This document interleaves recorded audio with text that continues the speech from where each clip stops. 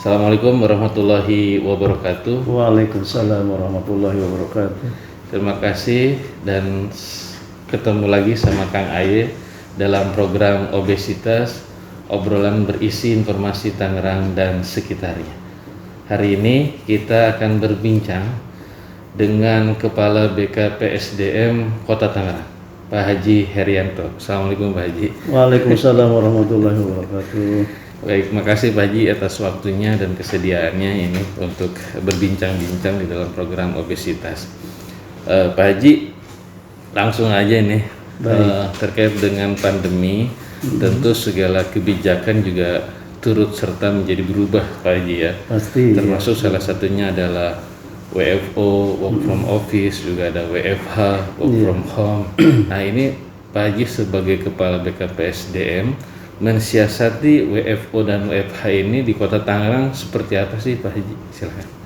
Berkaitan dengan kebijakan WFH dan WFO, pemerintah Kota Tangerang telah mengeluarkan surat edaran Wali Kota nomor 800 2118 BKPSDM 2020 tentang sistem kerja pegawai ASN dalam tatanan normal baru di lingkungan pemerintah Kota Tangerang. Di antaranya adalah pegawai yang melaksanakan WFH, di mana ada beberapa hal yang memang di situ. Pertama yaitu pegawai yang mempunyai riwayat perjalanan ke luar negeri dalam 14 hari. Nah, ini pun menjadi pemantauan. Kedua, pegawai yang terpapar COVID. Gitu. Ketiga, pegawai yang kondisi kesehatan keluarganya dikonfirmasi terjangkit COVID. Selain itu pula pegawai yang di lingkungan kerja atau tempat tinggalnya terdampak COVID gitu. Nah, selain ketentuan di atas, juga berlaku ketentuan WFH dan WFO sebagai berikut. 1. Jika unit kerjanya berada di zona risiko rendah, Kepala OPD dapat mengatur WFO maksimal 75% dan jumlah pegawainya maksud kami. Kedua yaitu mengatur WFO maksimal 50% jika berada di zona resiko sedang. Sedangkan mengatur maksimal 75% jika berada di zona risiko tinggi. Itu kebijakannya terserah Kepala Dinas ya Pak? Ya, menyesuaikan dengan dasar-dasar yang sudah ada. Nah, saya tambahkan lagi. Baik. Keempat, khusus untuk kerja atau OPD apabila ada pegawai yang terpapar COVID dapat melaksanakan WFH sampai dengan 95%. Itu. Adapun mekanisme pengaturan pegawai dalam memberikan WFH dan WFH diserahkan kepada kepala OPD-nya gitu ya. Sehingga tidak mengganggu, selama itu tidak mengganggu pelayanan kepada masyarakat dan kinerja organisasi. Selain itu pula, pegawai juga didorong untuk mengoptimalkan teknologi informatika yang telah tersedia seperti e-office, Spectra, dan lainnya yang memungkinkan pegawai dapat bekerja dari rumah. Seperti itu. Baik. Terkait dengan konseling Pak Haji, terus juga ada penilaian kompetensi, itu mekanismenya seperti apa ya Pak Haji? Baik, berkaitan dengan konseling, memang kita ada beberapa bidang di BKPSDM itu. Pertama yaitu berkaitan dengan bidang mutasi. Salah satu bidang yang mungkin banyak permasalahan di sini nih, pelayanan kepegawaian terkait mutasi terdiri dari pengangkatan atau struktural maupun jabatan fungsional tertentu, kenaikan pangkat, kenaikan jabatan, pensiun, serta pencantuman gelar dan lain-lain gitu. Seperti itu. Dan ada bidang seperti pengembangan aparatur, melayani konseling mengenai proses dan mekanisme usulan izin belajar agar dapat melengkapi persyaratan pencantuman gelar dan kenaikan pangkat.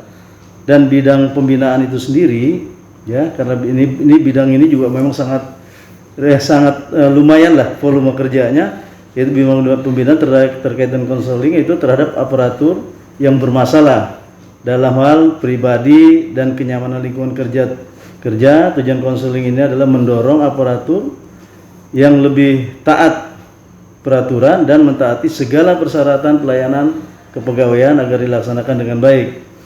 Bahkan sejak tahun 2015, pengajuan izin belajar sudah secara online. Nah ini yang sudah dilakukan oleh BKPSDM, ada peningkatan itu sudah dilakukan secara online dan mengumpulkan berkas dengan tujuan meringankan, tanpa mengumpulkan berkas maksud kami, dengan meringankan pegawai yang berjarak jauh dari BKPSDM tanpa mengeluarkan biaya transport. Nah ini ada sisi keuntungan lainnya, tanpa mengeluarkan biaya fotokopi berkas, mudah dan cepat, sehingga pada masa pandemi seperti saat ini pegawai sudah terbiasa mengajukan usulan secara online, tidak perlu datang dan tatap muka.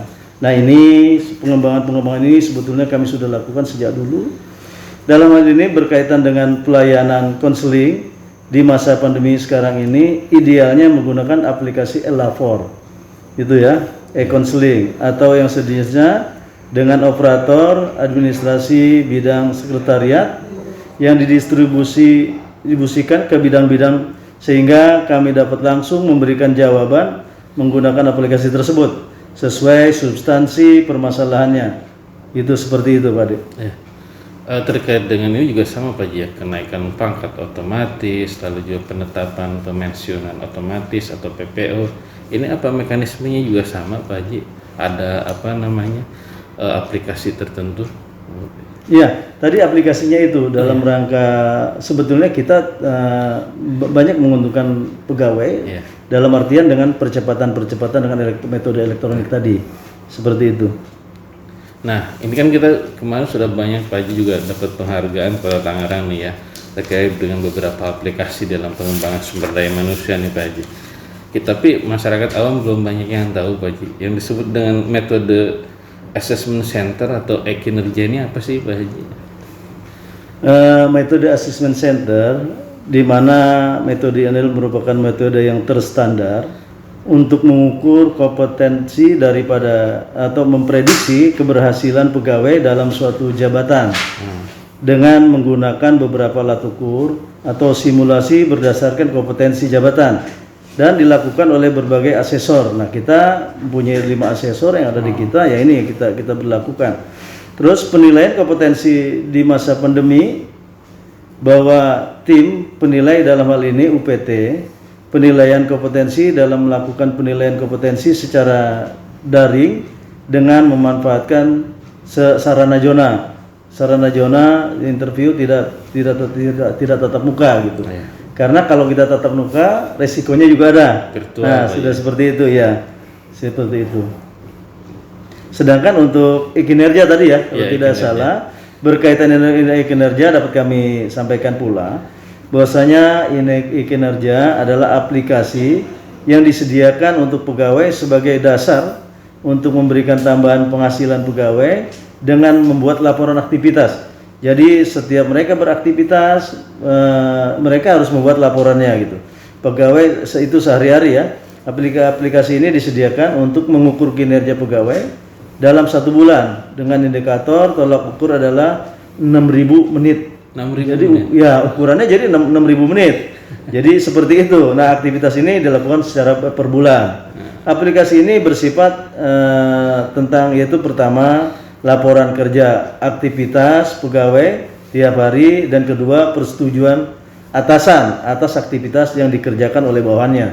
Karena kan tidak mungkin bawahan pekerjaannya tidak diketahui oleh atasan. Jadi disitulah saling menguatkan antara bawahan dengan atasan pada akhirnya seperti itu. Saling support Pak Haji. Saling support. Dan harus ada persetujuan dari atasan. Betul sekali. Itu. Nah, ke depan Pak Haji, ada rencana pengembangan sistem merit nggak nih Pak Haji nanti ke depannya? Sistem merit memang ini merupakan satu kebijakan manajemen ASN berdasarkan kualifikasi, kompetensi dan kinerja secara adil dan wajar. Sehingga disinilah mereka berkompetensi sebetulnya para ASN, karena hak-hak mereka juga harus dilindungi. Nah, berkaitan dengan sistem merit sendiri, pada tahun 2020 pemerintah Kota Tangerang oleh Komisi Aparatur Sipil Negara itu sudah ditetapkan sebagai instansi yang sudah menjalankan sistem merit, ya, dengan nilai kategori baik. Nah, kita sudah nilainya baik, bahkan dulu penghargaannya juga sudah diberikan di pemerintah Kota Tangerang. Nah, saat ini kami sedang melakukan proses yang merupakan tindak lanjut yang melakukan peningkatan dari sistem merit yang sudah dinilai, kita mengarah kepada yang lebih tinggi lagi nilainya, itu yang sangat baik. Itu yang lagi kita sekarang prosesnya kita sedang kerjakan. Jadi akan menuju ke sangat baik. Sangat baik. Nah ini kita sudah ekspos juga kemarin di depan KSN, ya sudah ekspos kita, gitu. Ya bantu doanya lah, semoga ini bisa berhasil. Karena kita berharap pegawai ini harus profesional. Betul. Itu sesuai dengan Pak Wali Kota selalu mengarahkan seperti itu. Jadi pegawai harus profesional. Ya, termasuk pengembangan karir ya, karir segala macam ya. Betul. Saya melihat betul proses pelatihan, terus pembinaan terhadap para SDM ini sehingga berkali-kali beruntun malah ya. Betul. Penghargaan itu beruntun gitu. Ternyata masih ada yang harus diraih Pak Haji ya. Ada. Yang Padahal, sangat baik. Nah, di sisi lain memang sudah banyak kabupaten kota lain bekerja sama dengan BKPSDM Kota Tangerang gitu dalam rangka aplikasi, karena memang kan ada sistem merit ada yang belum memiliki itu. Di Banten berarti nirunya ke kota semua. Ke kota. Memang untuk aplikasi ini untuk dibagi lah virus. Dibagi, iya. Sebetulnya untuk bersama dalam rangka pengembangan potensi daripada pegawai itu sendiri seperti itu. Siap. Makasih banyak ini Pak Haji udah mau dan berkenan bincang-bincang di program obesitas. Dan mudah-mudahan ke depan pembinaan pelatihan terhadap sumber daya manusia khususnya ASN di Kota Tangerang ini semakin maju. Amin. Ada himbauan Pak Haji buat ASN di Kota Tangerang? Monggo. Ya, khususnya untuk ASN di Kota Tangerang, mari sama-sama kita bekerja dan kita bekerja sama, karena tidak mungkin satu dengan yang lainnya ya tidak saling keterkaitan, karena kita semua merupakan satu kesatuan yang utuh. Seperti itu. Terima kasih. Bekerja sama dan sama-sama bekerja menjadi kunci daripada pengembangan Kota Tangerang menjadi kota yang jauh lebih baik ke depan. Amin. Dan Tangerang ayo tentunya.